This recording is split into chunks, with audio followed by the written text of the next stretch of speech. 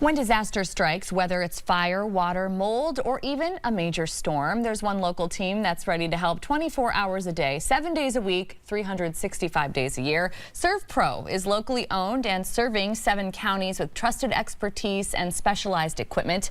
Today, we're joined by SERVPRO's Bambi Starr. Bambi, thank you so much for being here today. Thank you for having me. Yes, we are so excited to get to know SERVPRO a little bit better. I think a lot of folks might be surprised about all the different services that you do offer. Before we get to that, we mentioned that SERVPRO is locally owned. So can you tell us a little bit more about the owners? Yeah, our owners are Dave and Nicole Goff. Nicole has been a part of SERVPRO way before they purchased their franchise 5 years ago. Okay. Her husband was in construction before, so he runs the construction side. So yeah, so they're very family oriented and very familiar from what it sounds like with the needs of a SERVPRO customer, which I think is just super important.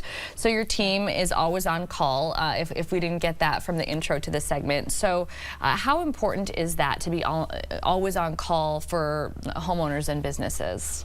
It means everything to them because it is a tragic situation typically when they call.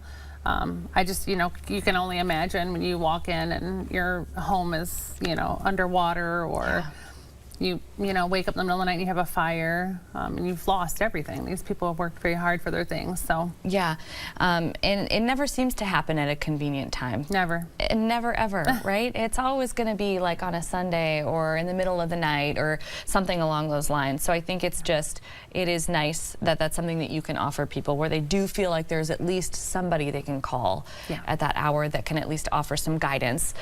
So you cover many counties. I believe we said 7 counties in the region. So what types of unique challenges, I suppose, does that bring up? Because you cover a lot of area, you cover a lot of ground.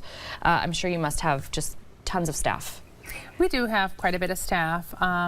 We have lots of young guys and they like to go, so they're on call. We have our people that are on call all the time and able to go right on out, and they just get it done. It's just amazing how fast they can get out. And it almost feels like when we talk about like a first response type of situation, is that they hop in and they're out and they're ready to come and start checking things for the person who called. So speaking of, we're seeing some photos, or at least we were seeing some photos on the screen. Tell us about the range of services that you offer. I named off a few when we got started, but there's quite a bit that we can call you for at SERVPRO.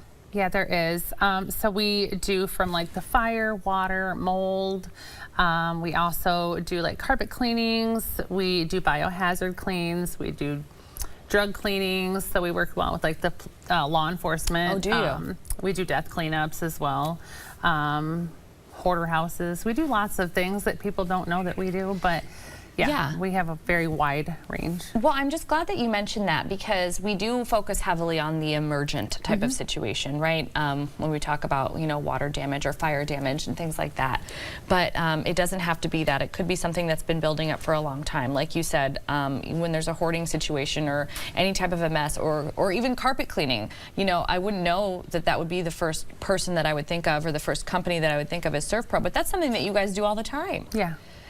Okay, well, that is good to know. Okay, so we want to talk too about community involvement. When we talk about a locally owned business, we know a lot of people that working for that business, and the owners, you said, spent a lot of time with SERVPRO, beforehand, before buying their own business.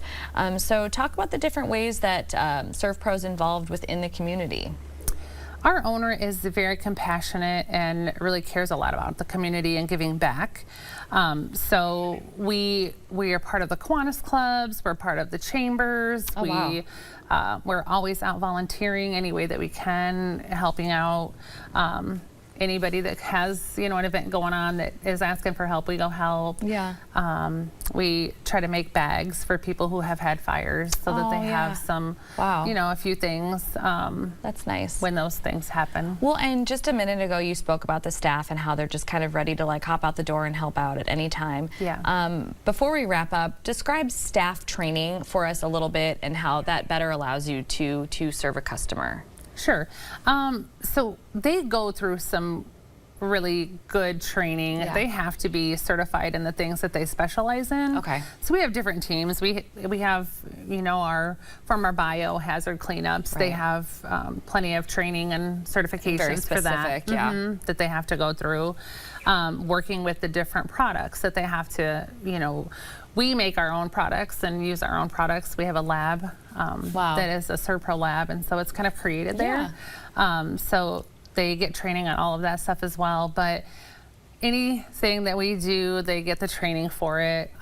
We have hazmat suits, so they're really equipped. They're equipped for whatever situation. Yes. Well, Bambi, thank you. And for anybody that's watching and they want a closer look at those services, whether it's an emergency or just something that you'd prefer to schedule on your own time, call either phone number on your screen or visit servproclinton.com to reach Bambi and her team. Thank you so much for joining us today and telling us all about SERVPRO. We appreciate you. Yeah, thank you. Thanks for having